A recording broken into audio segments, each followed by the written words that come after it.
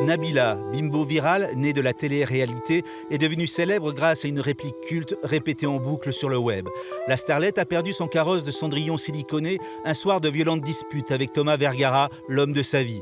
Elle a connu la prison depuis et a eu le temps de réfléchir à cette célébrité de pacotille qui a gonflé trop vite sur les réseaux sociaux et qui l'a fait passer pour une conne au gros nichon et au cuit de pois chiches, selon ses mots.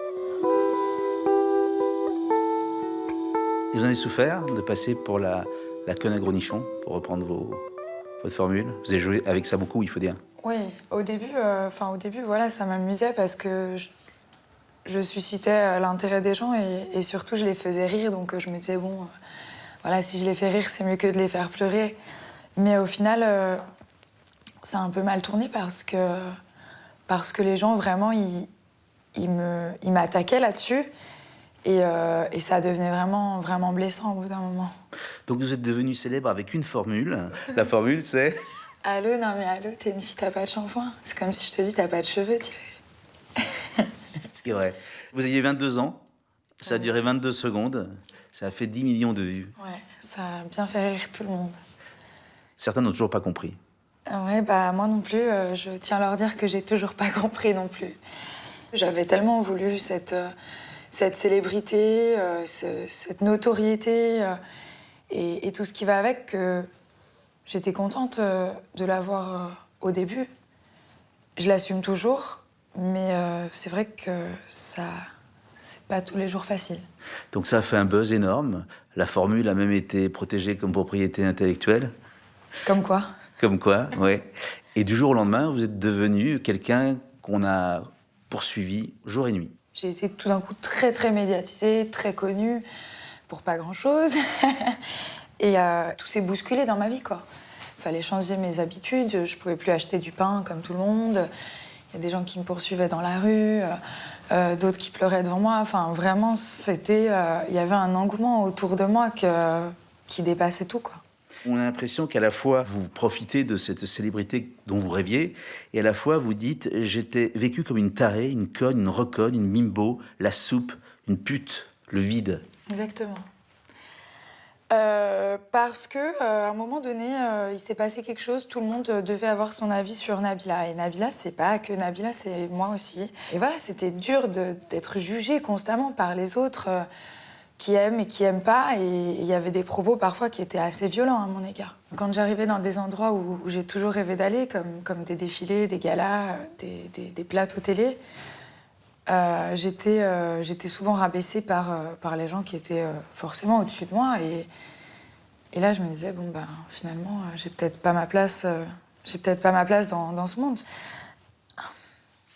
Mais au fond de vous, est-ce que vous pensiez que vous méritiez cette célébrité? Peut-être pas.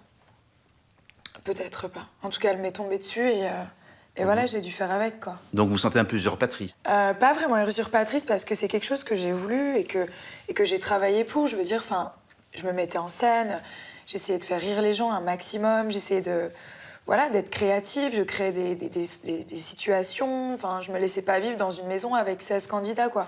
J'essayais vraiment d'apporter ma touche à moi et voilà, de faire rire les gens. J'avais pas non plus 10 000 qualités. Enfin, qualité, j'étais pas une artiste. Je savais pas chanter, je savais pas écrire. Voilà. J'ai essayé de faire avec ce que je pouvais, en fait, avec les moyens du bord. Donc, j'ai fait avec ma personnalité qui est atypique et je me suis dit, ben, t'as que ça, quoi, donc fais avec. Donc vous étiez assez paradoxal, vous faisiez tout pour attirer les flashs des photographes, et en même temps, lorsque vous étiez prise en photo quelquefois dans la rue, vous pouviez être très violente. Et votre compagnon aussi était très violent lorsqu'on vous adressait la parole. En fait, lui, il n'avait pas vraiment envie d'être surmédiatisé. C'était moi vraiment qui était... Voilà, j'avais 20 ans, j'avais envie que tout le monde parle de moi, enfin, d'être un peu une petite starlette. Et quand ça s'est refermé sur nous, ce qu'on avait tant désiré, ben, on n'assumait plus, en fait. On n'assumait plus. Il faut dire que vous êtes tombée amoureuse d'un certain Thomas Vergara sur un plateau télé-réalité, Ouais, devant les caméras. Ouais. C'est une histoire passionnelle, Ouais. violente, avec des coups et blessures, on va en parler. Mais parlez-nous déjà de cette relation qui naît à la télévision, où on ne voit pas tellement la différence entre la télé et la réalité? Ben, c'est que, voilà, enfin, moi, au début, je cherchais pas vraiment le grand amour. Et quand ça m'est tombé dessus, c'est vrai que j'étais perdue entre la télé-réalité, qui est une machine où on joue, où on est perdu, on se crée un personnage, et cet amour qui était sincère et véritable. Donc du coup, c'était comme dans Inception, on sait plus si c'est vrai, si c'est faux, et on pète un plomb, quoi. On pète un plomb. Donc il y a eu cette histoire d'amour avec Thomas Vergara, qui a fait la une de la presse People sans arrêt, et un jour qui a fait la une de la presse tout court. Une nuit, après une dispute, vous blessez donc Thomas Vergara. Est-ce que vous pouvez dire, puisqu'il y a eu beaucoup de versions, qu'est-ce qui s'est passé ce soir-là? Bah, il s'est passé qu'il y avait deux personnes qui s'aimaient très fort, très très fort. Et ces deux personnes, eh ben, en fait, elles étaient perdues. Elles étaient aspirées dans un tourbillon médiatique avec une pression horrible sur les épaules, dans la rue, sur Internet, vraiment trop de poids sur les épaules. Et du coup, ces personnes-là, elles ont perdu pied. Et moi, la première, j'ai perdu pied. Et... Quelle était la cause de la dispute? Dans le livre, vous expliquez que vous participiez à l'époque à l'émission de Cyril Hanouna. Thomas, vous trouvez beaucoup trop provocante, beaucoup trop aguicheuse. Vous aurez même dit cette phrase-là, tu fais ta pute à la télé. C'est ça. En fait, Thomas, qui a aussi le rôle d'un père que j'ai jamais eu, eh ben, il avait un côté très... Pardon. Ok. Il avait un côté très protecteur avec moi. Et en fait, il voulait vraiment me protéger de tout ça. Et moi, le personnage que j'étais, parce que j'étais très jeune, j'étais vraiment... dans le sexy, très dans le sexy, dans la mise en scène et tout. Et lui, il m'aimait vraiment, donc ça lui plaisait pas. Il voyait le regard des gens qu'il y avait sur moi. Donc voilà, quand tu mettais des décolletés ou des choses un peu trop, parfois il y avait des tenues qu'on portait qui, sur moi en tout cas, faisaient vraiment too much. Ben lui, ça le blessait et il avait peur pour moi, vraiment. Pour revenir à cette soirée-là, donc il y a dispute. Visiblement, il vous prend votre portable. Non, mais on a pété les plombs tous les deux, je crois. Et vous prenez un couteau. Et vous dites, s'il y aurait une louche, j'aurais pris la louche. C'est vrai. Il y a des choses dans la vie qui se passent hyper vite. On n'a pas le temps de réfléchir et pourtant on devrait, mais voilà, ça se passe très vite. Je veux que tout s'arrête, je veux que tout se calme, je veux qu'on aille bien tous les deux. J'essaye de faire en sorte que la situation s'apaise, mais il n'y a rien à faire. Alors, j'essaye de faire peur, et puis en faisant peur, voilà, il se passe quelque chose. Il se passe quoi exactement? Il se passe que voilà, j'essaye de calmer la situation et que la situation, elle dégénère. C'était plus facile à dire dans le livre, mais voilà. Vous prenez un couteau et vous le blessez au Ouais, poumon. exactement. Qu'est-ce qui se passe juste après? Après, j'ai peur, je cours, je cherche de l'aide, j'essaie de trouver quelqu'un pour m'aider.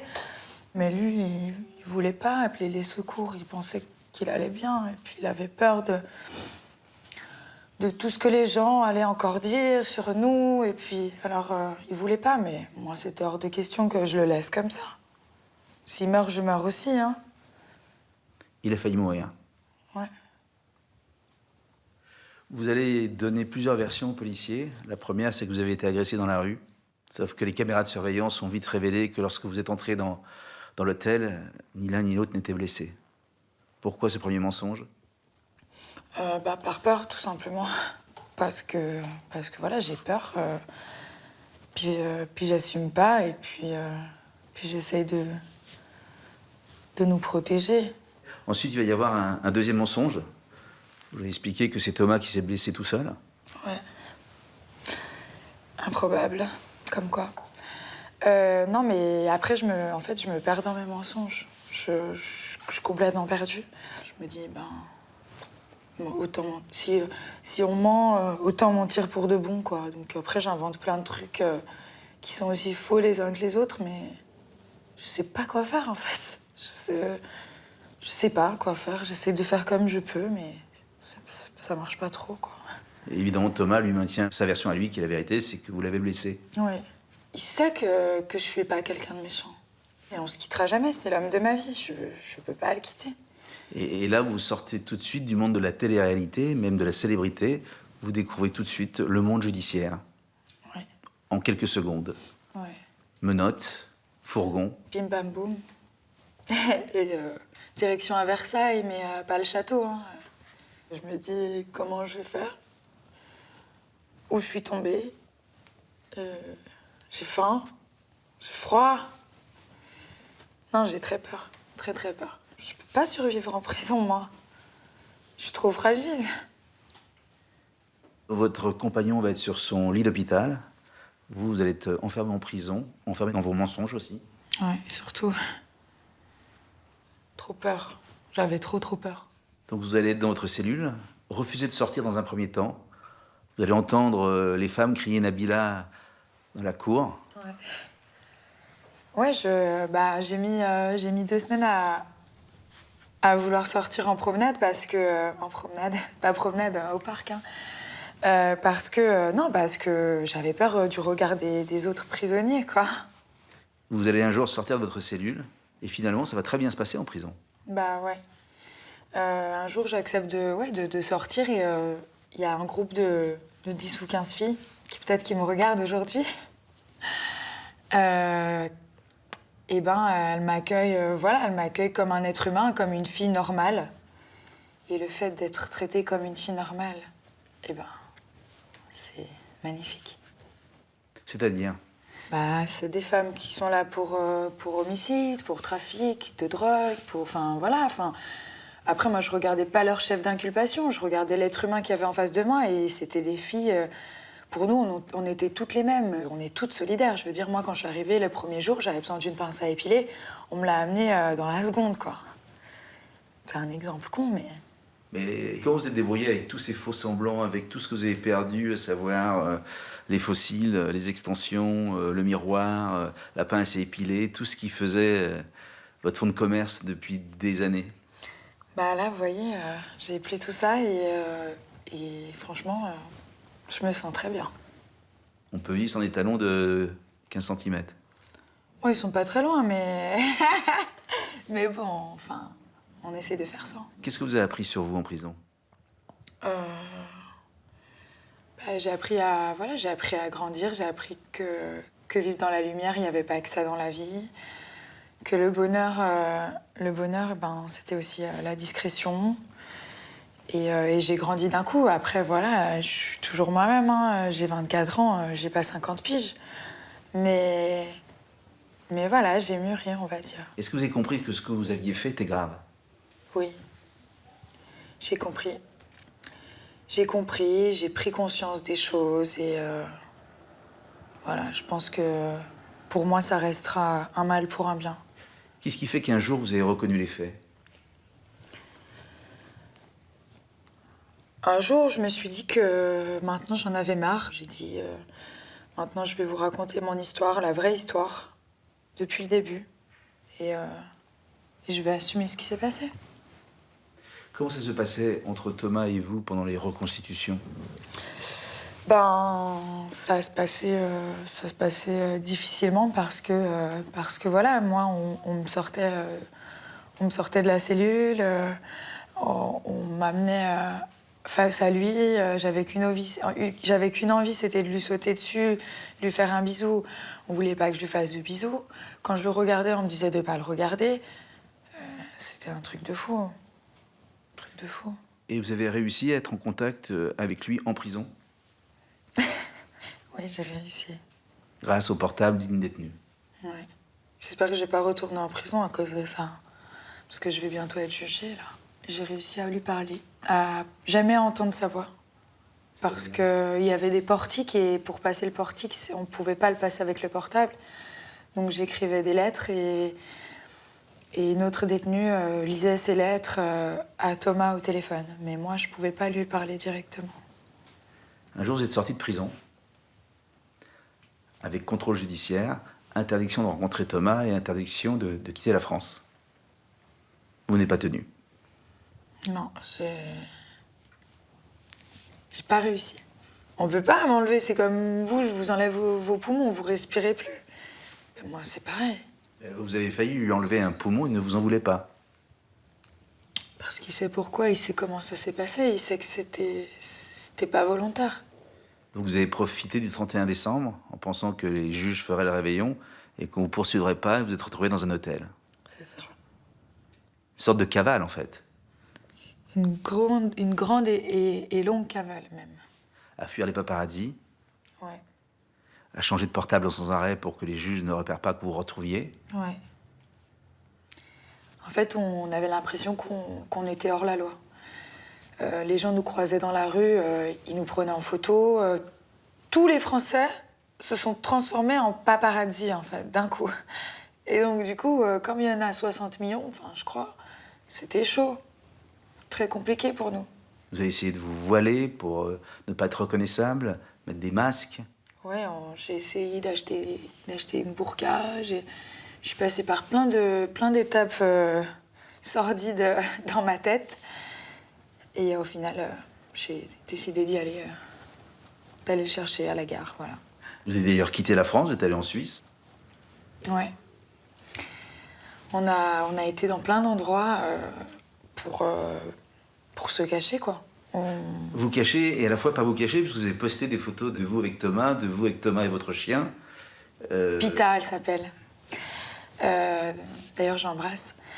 Non, c'est qu'à un moment donné, enfin, la première année, on a fait en sorte pour ne pas rentrer dans la provocation, de se cacher correctement. Et là, ça va faire 1 an et demi.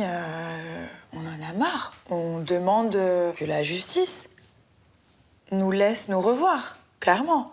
On s'aime, on veut se marier, on veut avoir des enfants, enfin, pas tout de suite, hein. Mais La justice va vous juger avant. Vous avez été convoqué par la justice pour ce non-respect du contrôle judiciaire. Qu'est-ce qu'on vous a dit? on m'a dit, voilà, il faut que ça cesse maintenant. Vous êtes médiatisés, vous êtes des gens surmédiatisés, vous devez montrer le bon exemple. Mais moi, le bon exemple, je veux pas être un exemple, moi. Enfin, je veux juste être moi et je veux juste revoir mon âme et je veux juste être tranquille et être heureuse, en fait. Donc. Mais il y a la justice et ses lois. Mais ouais, c'est chiant. Mais c'est normal. Votre histoire a dépassé votre personnage. Tout le monde a écrit sur vous. Alain Finkielkraut a parlé du désert contemporain, la vacuité de l'époque. Bah, j'ai jamais été dans le désert, mais je crois pas que je suis comme ça, hein. Je sais pas, en plus, je le connais pas, lui, donc. J'écoute plus trop ce qu'on dit sur moi maintenant. En tout cas, ce coup de couteau n'a pas tué votre histoire. Quelle métaphore. C'est ça, métaphore, non? Vous voyez que je suis intelligente. Non, ça l'a pas tué. Au contraire, ça... Pour vous dire la vérité, ça l'a renforcé, même. On s'aimera toute notre vie, je crois. En prison, vous dites que vous n'arrivez pas à lire les livres. Est-ce que vous avez réussi à lire le vôtre? Oui. Oui, parce qu'il m'intéressait. Mais il y a des trucs, genre Louis XIV et tout, c'est pas mon truc. J'espère que le fait d'avoir été aussi sincère, ça me fera pas des problèmes, mais j'assume, hein. J'ai toujours assumé, donc... Vous vous préparez à l'idée de la prison? Non. Non, pour moi, c'est inconcevable de retourner là-bas. Merci. Merci.